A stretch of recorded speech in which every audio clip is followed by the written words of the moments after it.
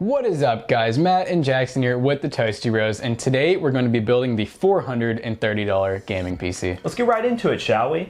Alright guys, so the core of this PC build is the Intel Core i5-2500K, which is an unlocked quad-core CPU that we picked up on eBay for about 40 bucks. You can get this thing readily available on eBay and AliExpress. Our AliExpress order actually got canceled on us, so we had to buy this one on eBay and actually got a better deal. But this is an unlocked CPU, meaning that we can overclock the crap out of it, and it will work perfectly for games in 2018. And to house this CPU, we have a Z77 motherboard from Gigabyte that we did get from AliExpress and is readily available for around 50 bucks. And we're going to be using 8 gigs of memory. A mismatched kit of DDR3 right here that we're going to throw into this build. And most likely, if you want to pick up memory like this, eBay is your best source because you can get it for around $30-ish, give or take, around 30, 35 bucks. And this memory right here is 8 gigs, so it'll work perfectly.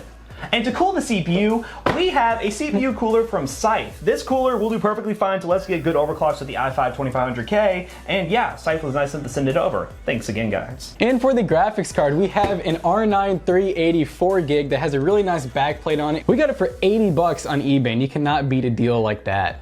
And for $21, we got this Inland 120 gig SSD. And for the power supply, we have the typical EVGA 500 watt 80 plus white certified power supply. And as Matt always says, it gets the job done. And for the case, we have this really nice DIY PC Model X, and it has 2 RGB fans already installed in it. Why don't we just go ahead and start putting this thing together? I think we should. Alright guys, so the first thing we're going to do is Zach, our manager, is actually really good at installing RAM. So if you want to go ahead and show him how to do it. So you just take it and yeah, you just go just like that. And wow. So we actually have like 12 gigs in here now. Just like The Verge.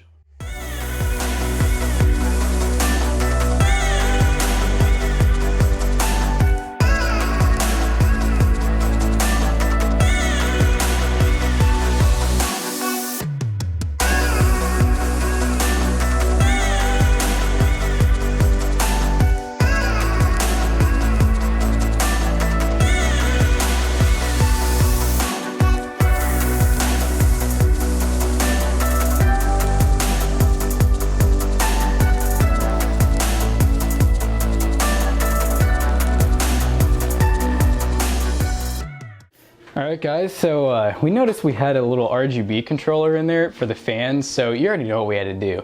We have all these extra RGB fans because they always come in like 5 or 6 packs, so now we're going to go ahead and use some extra ones wherever we can.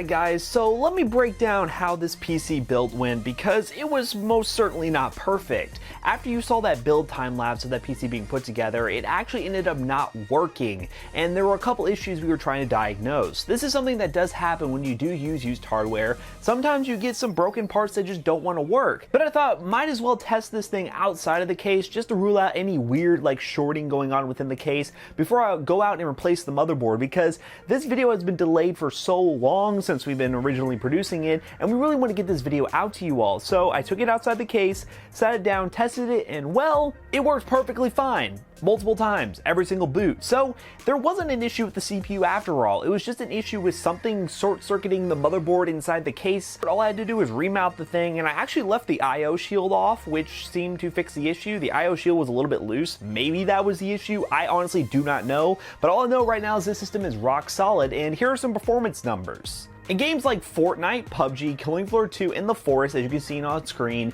the performance numbers are really good. One thing to note about Fortnite is these benchmarks were done from the Season 6 patch, and there's been some benchmarking issues with the Season 6 patch, and I couldn't get the MSI Afterburn on the top left corner, and there are some performance issues with some older hardware. So take that with a grain of salt when you see the performance numbers on Fortnite. You are getting a locked 60 FPS with medium to high settings or pro settings, which is very low everything in epic view distance. But the issue is there's some stuttering here and there, and that has to do with the new Season 6 patch that literally just released today as I'm recording this video. But in games like PUBG at medium to high settings, you're getting well over 60 FPS at 1080p. Far Cry 5, which is a game I forgot to mention, actually runs really well, around 40 to 50 FPS on high settings. If you drop down the medium settings, you get well over 60 FPS, in a game that kind of is a good benchmark to tell what kind of performance you can get in like first-person story titles. Most modern titles nowadays are at that standard of Far Cry 5, which is a pretty graphically demanding game. And The Forest is a game I like to test along with Killing Floor 2 because they're my personal favorites, and they perform really well over 60 FPS, medium to high settings. Now I did use some overclocking to get the system where it needs to be. I overclocked the CPU to 4.2 GHz, and using an IDA64 stress test, we maxed out around 70 degrees Celsius on full load using the Scythe cooler. The cooler is not the greatest thing in the world, but it is a budget option that does cool it relatively well. The RAM sticks that we have in this system are very, well, mismatched, and it's a budget system, so that's kind of what you expect. But I used a nice kit of Kingston memory and some random OEM memory, and together they run at 1600 megahertz, no issues at all. IDA64 test, perfectly good to go. But overall, this PC for $400 is an insane value for money. I credit this to the great value that you can get on the motherboards on AliExpress for the i5 2500K at around 60 bucks, and i5 2500K prices going down to about $49 on eBay. But I also really need to credit that GPU deal, the R9 380, which was a crazy value at $75 on eBay, and not something that is easily replicable. But on my Morning Energy live stream where I do PC hardware deal hunting, I was able to see somewhat similar deals around the $85 to $90 price range. So this PC will be a little bit more expensive than what I paid originally, but this deal nonetheless, if you can pick up a card around that price range, even if you're paying like 10 or 20 bucks more than the listed price, it's still a really good performer in 1080p games today. But everything else of this system, the i5 2500K, 8 gigs of memory, motherboard, cooler, and case are all readily available on Newegg, Amazon, and AliExpress, and even eBay. So check the link in the description down below if you're interested to up-to-date pricing and some links to some suggestions that we recommend, considering some of this hardware is used. And that about wraps this video up here, guys. If you like this video, smash that like button and comment gaming PC in the comment section down below if you made it this far. What do you think of the PC specs? Would you be interested in building a similar PC? What kind of specs are in your PC? Please, we'll start a discussion in the comment section down below. Also, if you aren't already, consider following us on Twitter and our Toasty deal page, which allows you to get access to PC hardware deals like this posted daily. And if you did love this video and you're new to the channel, please subscribe and consider following us on all other social media platforms to get up to date on all things Toasty Bros. Hope to see you all in the next video, guys.